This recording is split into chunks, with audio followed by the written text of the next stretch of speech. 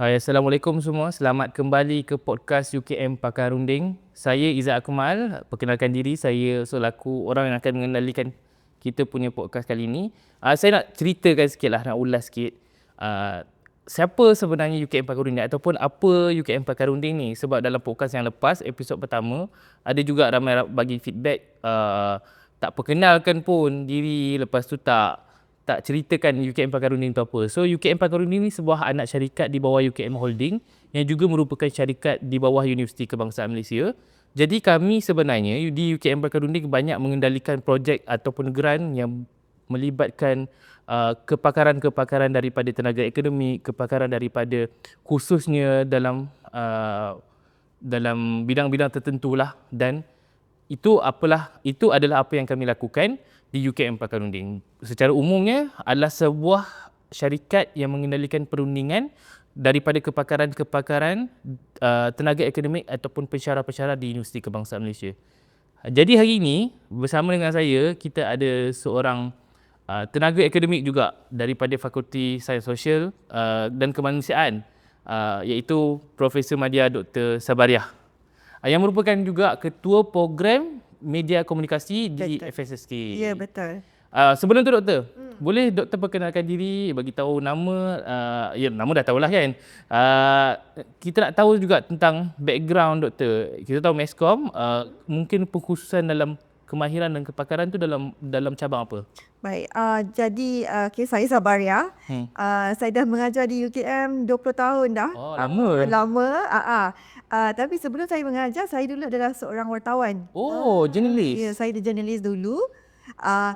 So saya belajar pun masa degree saya memang ambil komunikasi di USM. Master saya adalah dalam bidang publishing. Dan PhD saya buat di Austria. Dalam bidang kewartawanan dan juga media lah. Okay. Jadi memang sekarang ni bidang research saya more on literasi media dan maklumat. Betul, saya rasa topik ni memang kena sebab ada banyak soalan juga pasal literasi yang saya nak tanya. Okey. Lepas tu tapi dari segi pengajaran saya memang mengajar khusus penulisan berita, penulisan rencana. Penulisan tu kebanyakan saya lah yang mengajar. Okey, saya rasa memang tepat lah sebenarnya. Okey, patutlah saya dapat sebenarnya nama Dr. Sabariah daripada seorang senior saya dulu yang juga merupakan pensyarah di Westcom, iaitu Dr. H. Yes, betul. Dan Syadangkan. Sebab saya rasa by the time video ni upload, beberapa minggu lepas, satu kenyataan yang viral dipromosikan oleh seorang kita boleh kata sebagai influencer, iaitu kita tak perlu mention kot nama Betul, tak mention lah. Yang dia kata antara kos paling bodoh dekat Malaysia ni adalah Meskom. Lepas tu dia tambah lagi, dia kata tapi Meskom okey lagi. Aku tak faham, kalau orang ambil teater dengan tari menari, kalau kau nak belajar teater tak perlu ambil degree pun, kau dah boleh buat, dah boleh belajar teater menari kan. Ya, betul. So dan doktor pun ada share dekat thread saya Betul. pasal benda ni. So apa pandangan doktor tentang isu ni sebenarnya? Saya rasa mungkinlah firstly ini adalah cara dia nak dapatkan cloud sebenarnya. Kan? Menimbulkan macam ketidakpuasan hati. Betul. Orang dan sebagainya. Sebab kenapa dia attack kursus-kursus tersebut sahaja? Okey, kalau nak kata banyak kursus lain sebenarnya yang boleh disebutkan. Okey, dan sebagai seorang yang memang dalam bidang komunikasi, memang saya tak setujulah apa yang dia buat, sebab saya dari degree, in fact dari sekolah menengah memang saya dah minat dengan bidang kewartawanan, and saya memang dah menulis untuk akhbar dan sebagainya daripada sekolah menengah lagi. Jadi saya rasa ini bukan, dia adalah satu tuduhan lah tanpa unsur sebab. Dan in fact actually semasa saya buat degree, saya ambil juga kursus-kursus teater dan muzik. And I must say it's not that easy. Bukan sesenang yang dia rasa teater tu saja lakonan saja. Tidak, dia ada filosofi. Betul. Di belakang, di behind it. Filosofi di sebalik baik dialog yang disebut semasa pementasan, mahupun dari segi perancangan pementasan, management of the pementasan dan sebagainya. Kita belajar menguruskan satu event juga sebenarnya Ya, melalui teater. betul. Ya, betul. And the meaning behind it tu sebenarnya. Kenapa contohlah kalau kita menulis berita, kenapa kita gunakan certain perkataan dan bukan perkataan ini.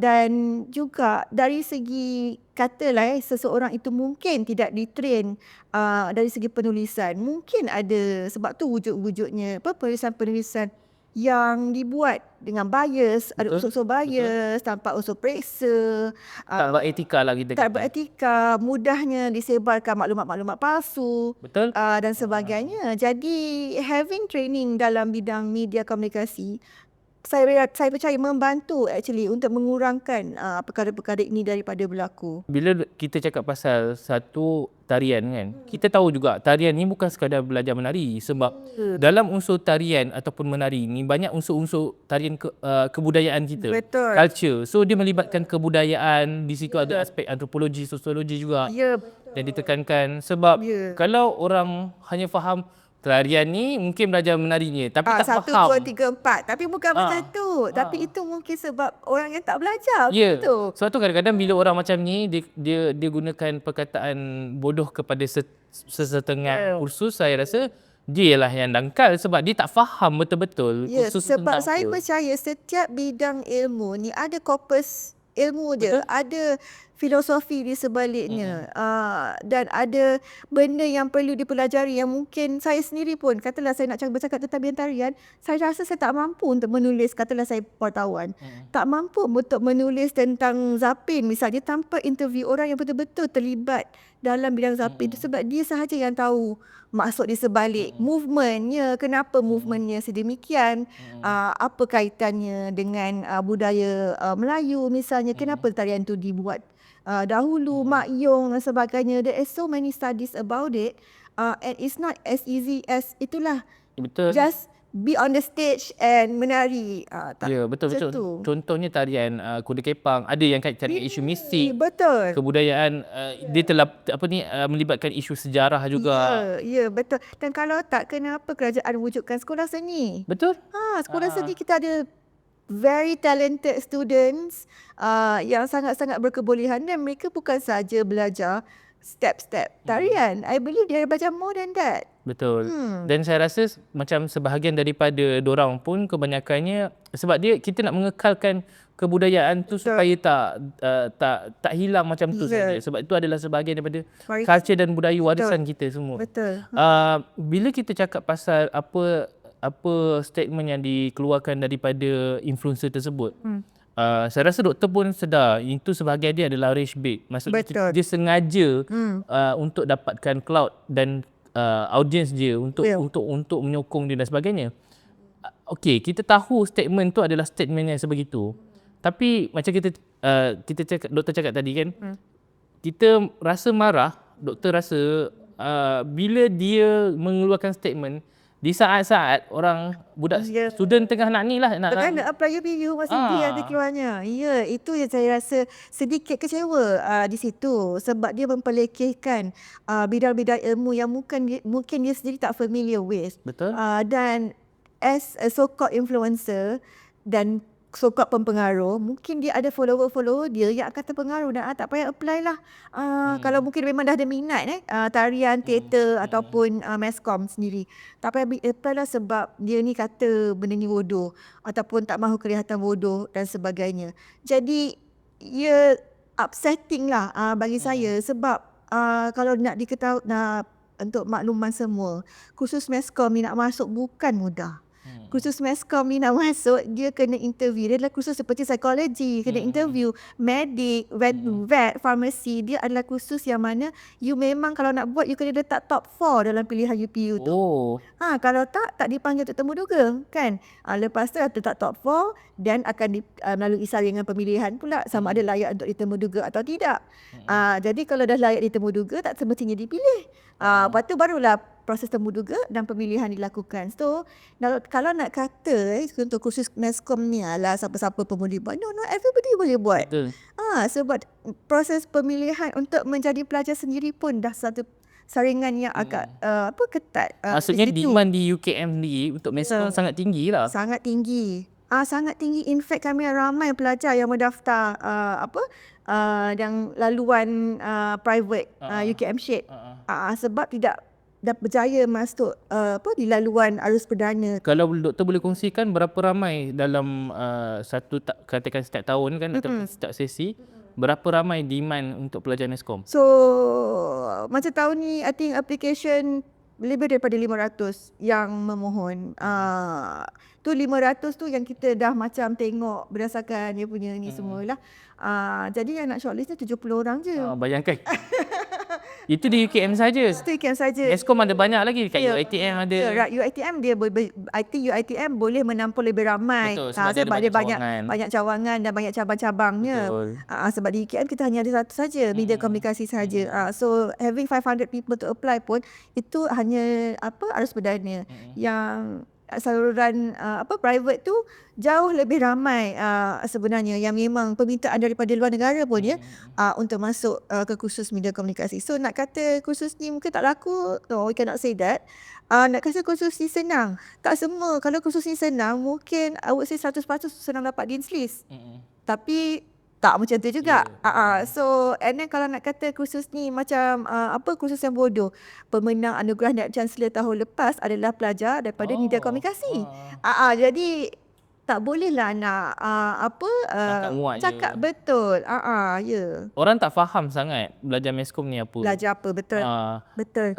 Doktor boleh kongsikan sikit apa yang akan contoh kalau pelajar yang mungkin dengar podcast ni yang nak masuk Meskom, apa yang sebenarnya diorang akan belajar nanti? So Meskom ni dia banyak cabang sebenarnya. So dia meliputi kewartawanan, maknanya orang yang menulis berita sama ada online ataupun akhbar, orang yang membuat kandungan, contohnya yang buat caption dalam social media, copywriter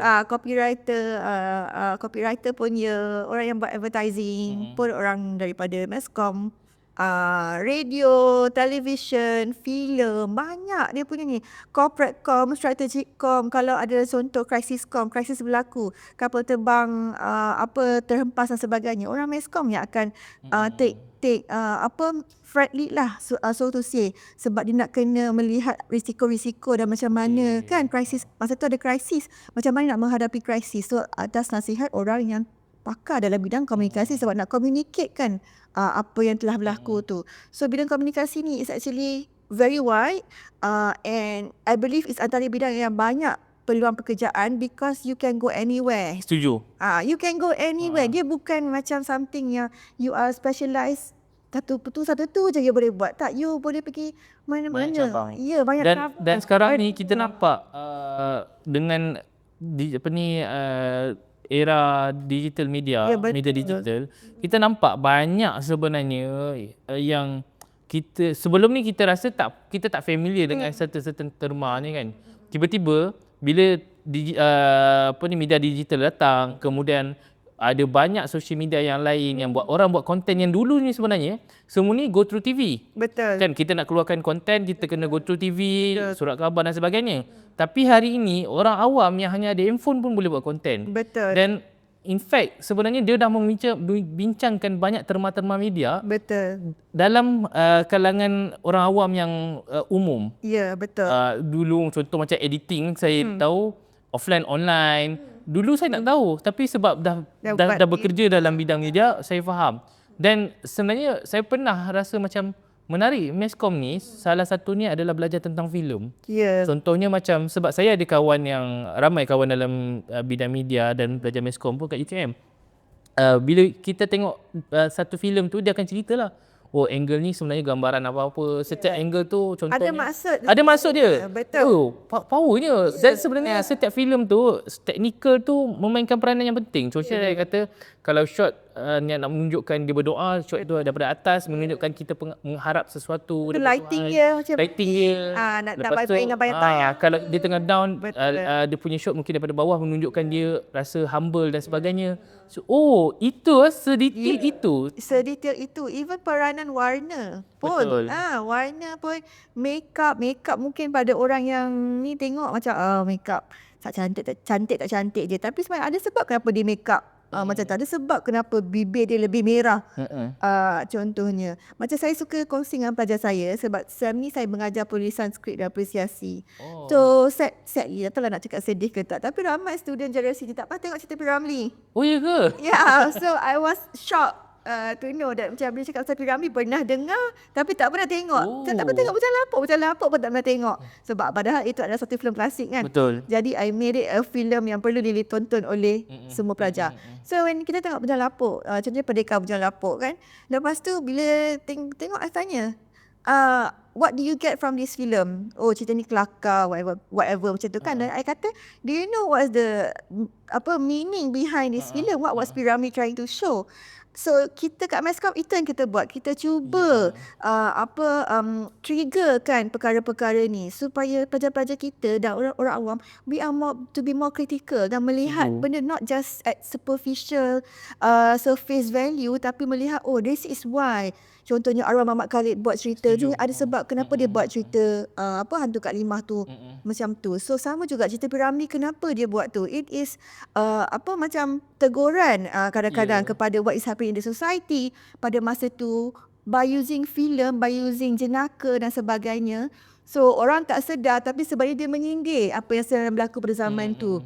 Sebab kita tahu media ataupun filem sebenarnya adalah satu mesej pengarah tu sendiri untuk menyampaikan apa yang dia nak sampaikan ataupun apa yang tersirat dalam fikiran dia. Betul. Sebahagiannya yang saya suka pasal Muhammad Khalid, bila kita cerita pasal Muhammad Khalid, Yasmin Ahmad dan sebagainya, ada banyak mesej-mesej yang tentang budaya, kritikan sosial. Contohnya saya ingat lagi, tak silap saya, Hantu Jin Pakai Toncit kot. Filem Muhammad Khalid, dia cerita tentang satu jin tu, makhluk tu akan datang setiap kali 4 tahun. Setiap 4 tahun sekali dia akan turun. Rupanya bila fikir, kenapa 4 tahun? Pilihan raya. So macam, kalaulah kita tak didedahkan dengan kita hanya memahami filem ni sebagai aspek hiburan sahaja, tidak mendalami dalam aspek sebenarnya itu adalah mesej yang besar juga nak disampaikan. Betul. Kita hanya menonton filem sekadar untuk hiburan je lah. Sayang, rugilah sebenarnya. Betul, sebab padahal there are so many layers and hidden meaning yang mana yang boleh kita, banyak benda yang kita boleh belajar daripada filem tersebut. And I feel that macam my student tengok cerita P. Ramlee tu, they get to know macam ni keadaannya pada tahun 60-an, 50-an. And bila kita tengok macam mana P. Ramlee sampaikan apa yang berlaku, tak jauh beza sebenarnya dengan apa yang berlaku sekarang. Dia macam kan like masih relevan. Masih relevan. Betul. Saya ingat bila doktor cakap pasal warna dalam color grading lah, kita cakap kan. Color grading dalam sesuatu filem akan kita nampak warna yang sedikit berbeza. Contohnya, satu filem superhero yang di-shoot dekat Malaysia, filem Thunderbolts lah. Dan dia merakamkan ada satu scene di KL which is dekat PNB, Menara PNB, dan ada perbincangan sebenarnya dalam tu yang cakap kenapa dalam tu filem tu warna yang digambarkan dekat Malaysia adalah warna biru. Lepas tu ada saya baca juga dekat social media ramai cakap selalunya warna-warna Hollywood ni untuk negara-negara yang miskin ataupun negara-negara yang miskin ataupun membangun sebagainya, dia akan warnakan dengan warna oranye. Tapi untuk Malaysia dia colourkan warna biru. Tapi ada juga yang kata argument dia sebenarnya itu bukan sekadar gambaran third world dan sebagainya, itu juga gambaran mood filem tu sendiri. Yes, betul. I rasa macam mood filem pula. Tapi open to interpretation. Itu yang menarik sebab bila kita cakap pasal benda tu, dia tak ada betul lah. Mungkin ada pandangan daripada belakang tabir secara khusus macam mana. Tapi bila kita tengok warna begitu, kita boleh berbincang dengan lebih betul. Dia punya ilmunya dan filosofinya. Kan di sebalik tu. Saya ingat lagi ada seorang pensyarah di Mansion dia ada buat kajian tentang kenapa hantu di Malaysia kebanyakannya wanita. Dia macam this is something macam fikir balik, betul pun dia anak semua banyak yang macam wanita. And then dia fikir kenapa wanita ni bila berkaitan dengan wanita, it's always dirty, mesti ada darah, comot, rambut mengerbang dan sebagainya. So these are the things yang orang komunikasi kaji, media komunikasi lah sebab film studies kan. Itu yang kami kaji. So it is very interesting sebenarnya. Sayang apabila ada individu yang cuba menidakkan perkara ni lah kan, memperlekehkan, melihat dia sebagai tak relevan, walhal bagi saya relevan. Tengoklah kalau katakan tim PM ke tim mana-mana menteri, mesti ada wakil Betul. yang menguruskan atau handle atau manage Media dia, media. PR dia. Akan ada. In fact sebenarnya Sure akan ada. sebab saya terlibat dengan media dalam 5-6 tahun juga. Dan saya melihat kebanyakan yang kita boleh cakap influencer, selebriti yang dia bekerja dalam bidang media, tapi sebab dia tak ada background media yang juga, kadang-kadang dia struggle untuk PR dengan klien yang menyebabkan macam kenapa kau tak tahu benda ni kan? Betul, Benda yang kita, betul. pada saya, kita patut tahu. Betul. Mungkin sebenarnya pada fikiran saya, instead of kita macam, tak tahulah, saya rasa zaman sekarang ni sangat penting untuk kita belajar pasal media literasi. Betul. Terutamanya kalau kita tengok dekat Facebook, orang-orang yang suka komen head comment kan dekat Facebook ni adalah kebanyakannya berusia atas 50 tahun. Sebab dialah dulu mungkin dia dapat bermain social media pada usia yang agak lewat. Kemudian dia tulis je apa yang dia rasa. Kalau dia rasa tak betul, dia tulis. Sedangkan dia tak sedar benda tu membahaya untuk diri dia juga. Betul boleh menyebabkan perselingkahan berlaku, salah faham dan sebagainya. Tapi ini juga ada sesuatu yang orang komen, orang selalu pertikaikan atau balahkan antara freedom of speech versus hate speech dan sebagainya. Sebab ada setengah organisasi atau parti, bukan parti politik, tapi setengah orang lah yang menyatakan suka hatilah nak komen apa, this is my right, this is my platform dan sebagainya. Tapi kita kena ingat kita duduk kat Malaysia.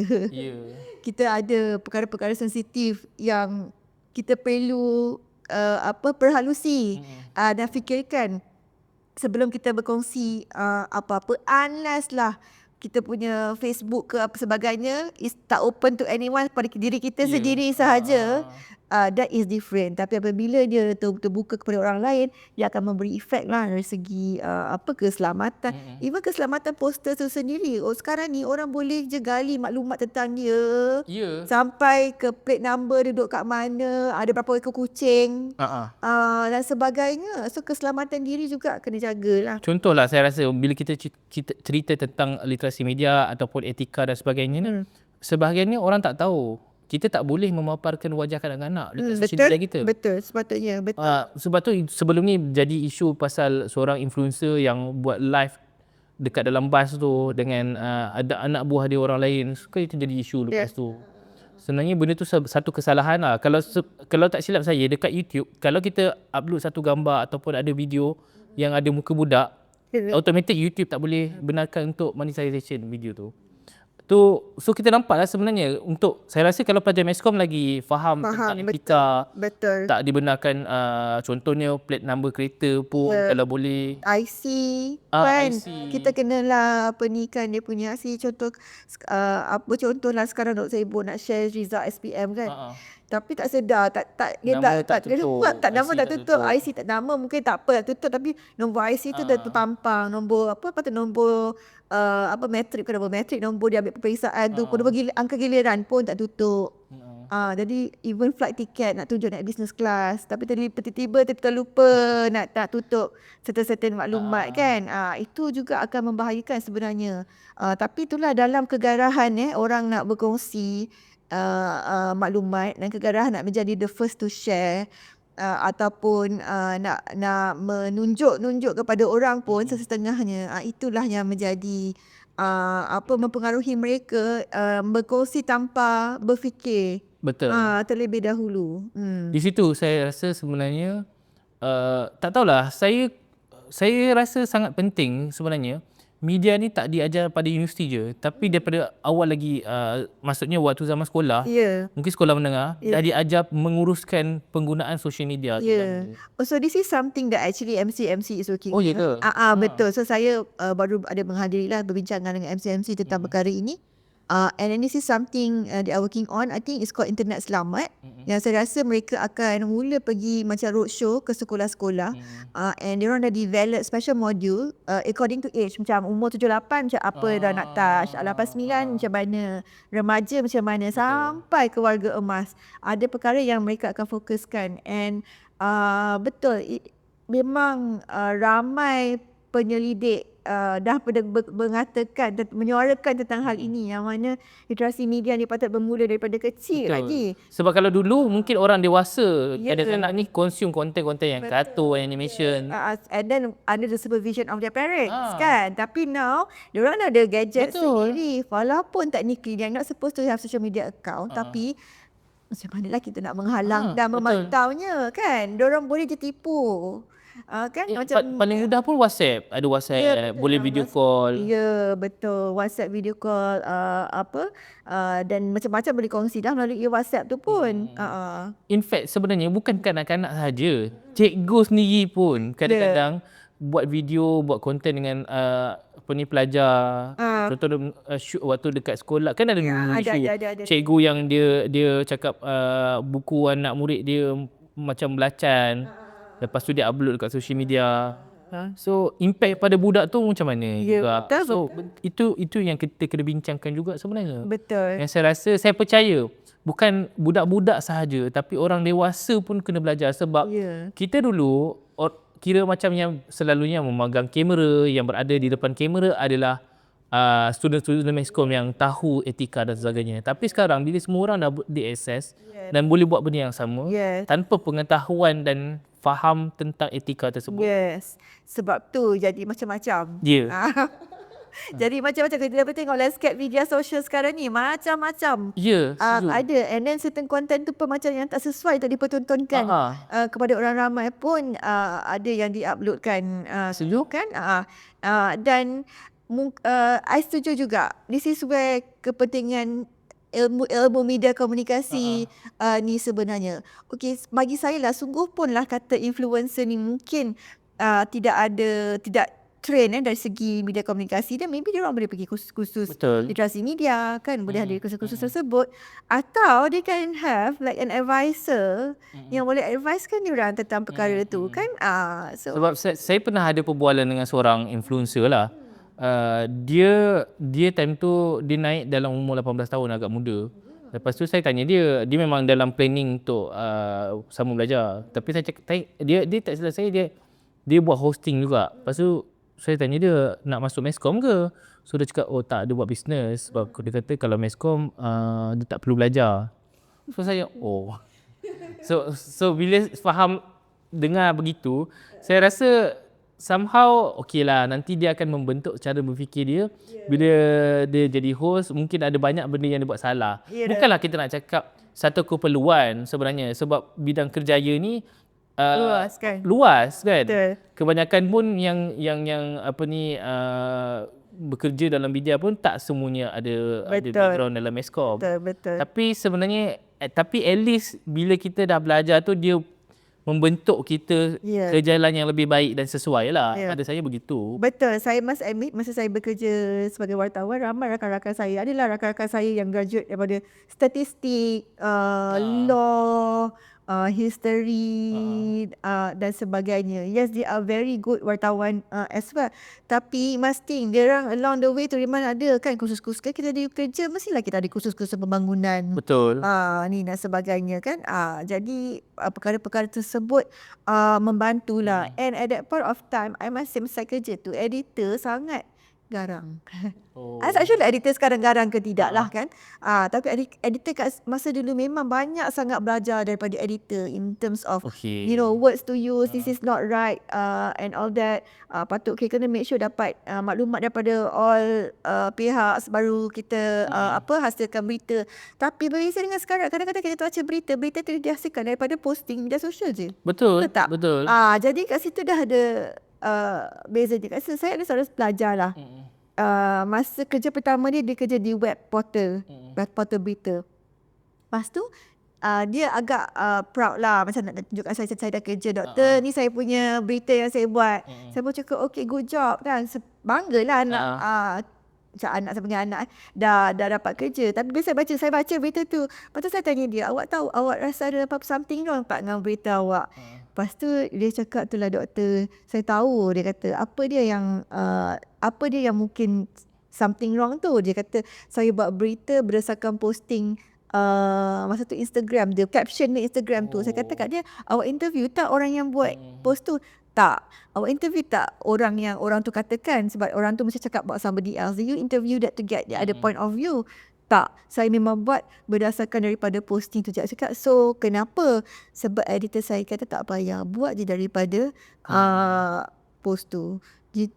Tapi saya tahu doktor, kalau secara etikanya tak betul. Okay, cakap apalah, as long as you know that ethically is not right, then it's fine. Sebab kadang-kadang memanglah ownership and control kan, kita kena ikut apa bos kata. Betul. Tapi when you kerja, you have that background je, you tahu that it is not wrong. Let's say you are from statistic and you kerja, and then you would think that is the norm.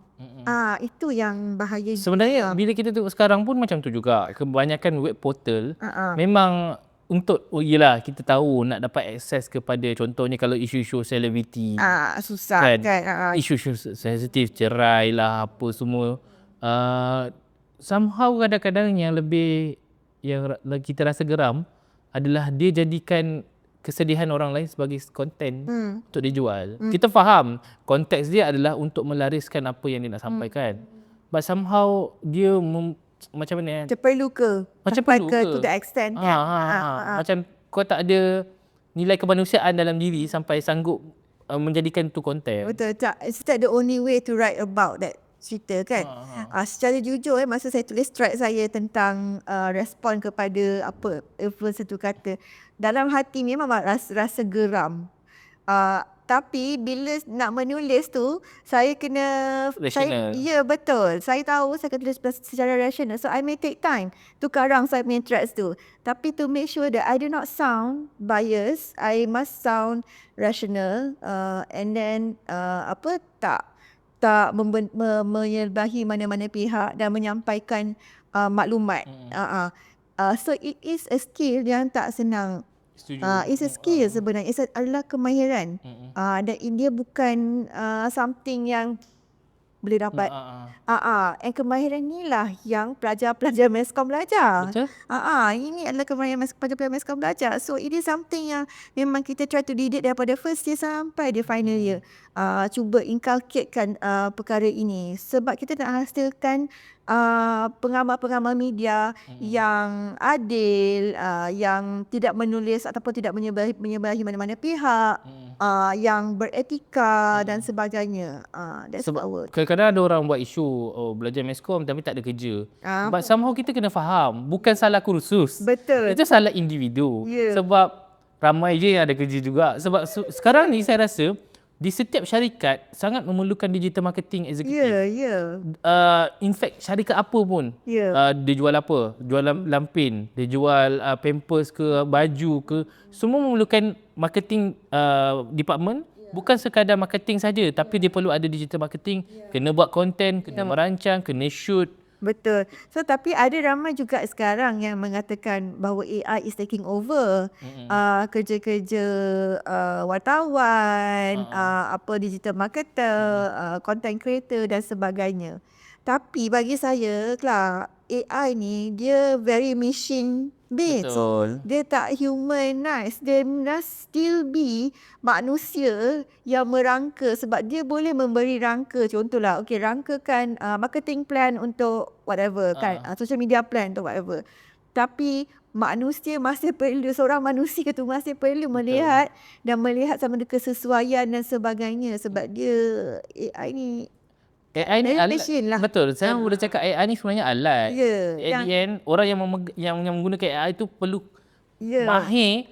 Patutnya konten tu keluarkan macam mana. Betul. Macam mana anak saya kata, mama dia kata, it is like using a calculator. Dia kata macam tu. Kita yang guna calculator untuk dapatkan nombor. Tapi kita kena key in nombor tu, baru kita boleh dapat jawapan. Kalau salah kita key in, salahlah jawapannya. Dia kata, The same goes dengan, betul, the same goes for AI. But at the end of the day, kita juga yang kena decide, betul ke jawapan ni, ke sama juga dengan AI, betul ke itu prompt yang kita gunakan tu betul ke nak dapatkan dan sebagainya. So nak bagi prompt tu masih memerlukan manusia nak kena type Kemahiran kan. kita. It is still kemahiran Contohnya macam kita. penulisan sekarang, contoh caption sekalipun kalau kita guna AI, kita still kena baca, sedap ke tak, sesuai ke tak dengan kita punya audience. Sebab AI dia tak tahu audience kita siapa kan. Walaupun kita dah kata for young people, tapi Malay people macam mana pula dia punya ni kan, dan sebagainya. Betul. Sebab at the end dia hanya akan buat berdasarkan apa yang dia dapat information daripada kita bagi. Betul. So kita lah kena bentuk AI tu berdasarkan untuk make sure kita dapat apa yang kita nak. So there must still be a human. So kalau orang risau AI is going to take over diorang punya job, especially dalam bidang-bidang komunikasi, saya rasa jangan nilah gelabah sangatlah, sebab manusia, there must be still human yang human touch tu kena ada. Dan sekarang in fact kursus-kursus, saya believe lah kursus-kursus bidang komunikasi pun sekarang ni memang trying to integrate AI dalam pengajaran pembelajaran supaya student-student pun mahir menggunakan AI dalam menghasilkan apa-apa sajalah tugasan dan sebagainya, bukan gunakan AI copy and paste. Sebab banyak yang cuba buat sekarang ni, contoh skrip ada tiba-tiba macam ni macam skrip AI ni.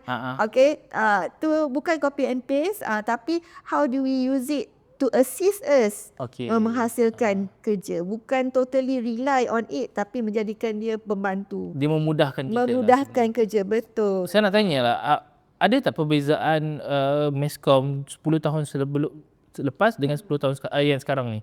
Sebab kita tahu kehadiran digital baru, digital media dah membentuk banyak perubahan kepada persekitaran kita. Betul.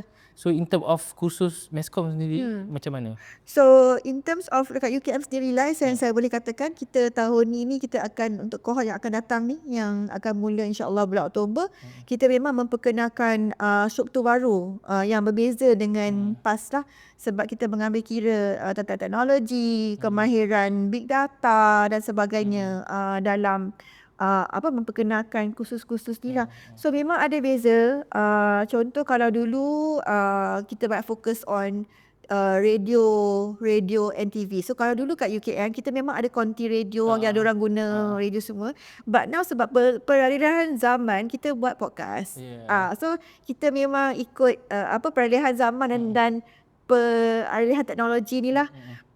Lepas tu contoh kalau macam dulu kalau kita buat short film, memang student kena bawa kamera yang berat kan. Sekarang ni if they have their own DSLR nak guna pun, we have no objection, because DSLR quality pun dah bawa dah. Betul. In terms of editing dan sebagainya. So sometimes orang gunakan, untuk contoh untuk khusus first year, kalau editing short film ada je guna CapCut, tak ada masalah. Tak ada masalah. I mean, I don't expect you to use Final Cut Pro sebab baru first year, first sem baru kan, memang baru mula belajar. Tapi nanti itulah di mana kemahiran-kemahiran ini akan diterapkan as you go through. Nanti final year you akan tahu dah nak guna Final Cut Pro macam mana. Sebab saya rasa either Final Cut ataupun CapCut, DaVinci Resolve, itu semua alat. At the end dia punya konsep yang digunakan waktu editing masih sama. Betul. Offline editing, online editing, lepas tu color grading, semua konsep yang sama. Betul. And I rasa graduan Meskom ni sebenarnya adalah orang yang pemikir. They are the thinkers. Contoh, they are the script writers. They are the speech writers. Kan, mereka lah yang menulis berita. Dia orang yang akan merangka strategies untuk membangunkan produk misalnya. Media strategies, media plan. They are the thinkers yang memikirkan. Betul. They are not just orang yang pegang kamera. No. Betul. Diorang bukan je orang yang mengedit. No. Actually diorang daripada pre-production lagi they are involved dalam proses-proses ni. So itulah, bukan bukan kursus bodoh lah nak cakap. Kena pandai jugalah. Sebab saya rasa kalau orang yang cakap Meskom ni adalah kursus bodoh, sebenarnya dia tak faham lah konteks Meskom ni luas. Dia media, dia melibatkan komunikasi. Macam mana sebenarnya kalau kita tengok hari ini banyak media dijadikan sebagai alat Ya. untuk Propaganda. propaganda. Macam mana parti-parti politik menggunakan media dalam kempen-kempen dan sebagainya. Semua Meskom buat research tu. Betul, betul. Ya. So saya rasa sangatlah dangkal untuk orang ada fikiran begitu. Sekali lagi terima kasih. Terima kasih. Doktor sebab sudi datang ke sini dan berbual dengan saya untuk podcast UKM Pakar Runding. So insyaAllah kita jumpa lagi. Okey. Doktor ada apa-apa nak disampaikan boleh. Okey, sekali lagi terima kasih doktor. InsyaAllah kita jumpa lagi dalam next episode dengan tetamu yang berbeza, dengan topik yang berbeza. Sampai di situ saja. Assalamualaikum. Terima kasih sekali lagi. Terima kasih. Bye-bye.